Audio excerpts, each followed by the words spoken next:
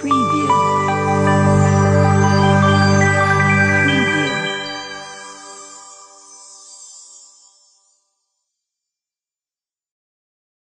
वटपौर्णिमा कधी? नवविवाहित स्त्रियांनी कशी करावी पूजा, जाणून घ्या शुभ मुहूर्त. श्री स्वामी समर्थ. आपल्या पतीच्या दीर्घायुष्यासाठी आणि अखंड सौभाग्यासाठी स्त्रिया वटसावित्रीचे व्रत करतात. हिंदू धर्मात वटपौर्णिमेला अधिक महत्त्व आहे.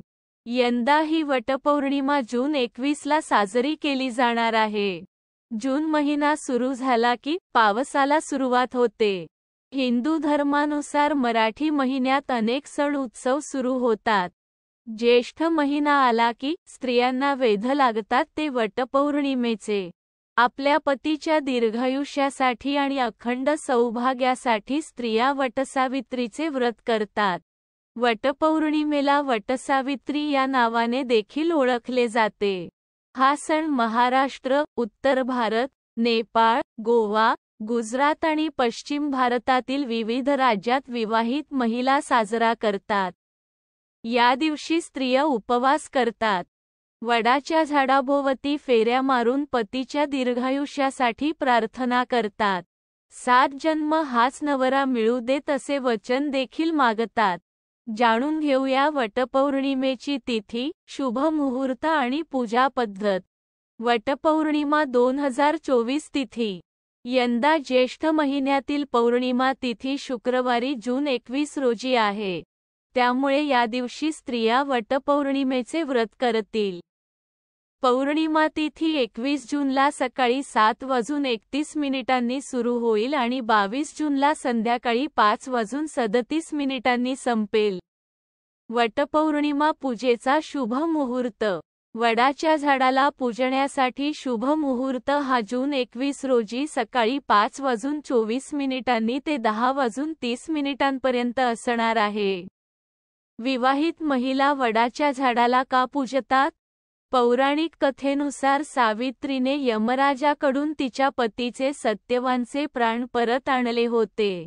त्यामुळे दरवर्षी ज्येष्ठ महिन्यातील शुक्ल पक्षातील पौर्णिमा तिथीला वटसावित्रीचे व्रत करतात. तसेच आपल्या पतीच्या दीर्घायुष्यासाठी व्रत करतात. वट सावित्रीचे महत्त्व. धार्मिक मान्यतेनुसार वडाच्या झाडामध्ये ब्रह्मा, विष्णू आणि महेश यांचा वास असतो असे म्हटले जाते.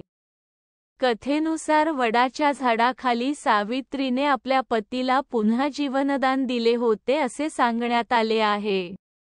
वडाचे झाड हे धार्मिकरित्या जितके महत्त्वाचे आहे तितकेच शास्त्रीयदृष्ट्या. वडाचे झाड 100 वर्षापेक्षा जास्त काळ जगते.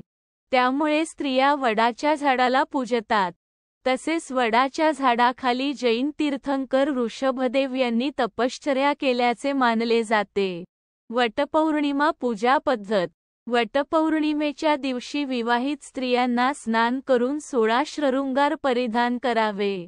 व्रताचे संकल्प करून पिवळ्या रंगाचे कपडे परिधान करा. हिरव्या बांगड्या, शेंदूर, एक गळसरी, अत्तर, कापूर, पंचामृत. पूजेचे वस्त्र, विड्याची पाने, सुपारी, पैसे, गूळ खोबऱ्याचा नैवेद्य, आंबे, दुर्वा, गहू. सती देवीचा फोटो किंवा सुपारी. वडाच्या झाडाला पूजण्यासाठी ताटात हळदी कुंकू फुले, अक्षता, मिठाई, फणस, करवंद, जांभूळ, आंबा तसेच ओटीचे सामान यांसारखे गोष्टी ठेवा. प्रथम सुपारीच्या गणपतीची स्थापना करावी. त्याची हळद कुंकू अक्षता वाहून पंचोपचार पूजा करावी. त्यानंतर सती मातेच्या सुपारीची पण पंचोपचार पूजन करावे. वडाच्या झाडाला पाणी टाकून रक्षासूत्र बांधून 7 वेळा प्रदक्षिणा मारा. पतीच्या दीर्घायुष्यासाठी मनोभावे प्रार्थना करा. विवाहित स्त्रियांना सौभाग्याचे लेणे देऊन त्यांचा आशीर्वाद घ्या. श्री स्वामी समर्थ. मैत्रिणींनो, तुम्हाला हा व्हिडिओ आवडल्यास व्हिडिओला लाईक करा, शेअर करा आणि अजून आपला चॅनल सबस्क्राईब केला नसेल तर जरूर सबस्क्राईब करा. धन्यवाद.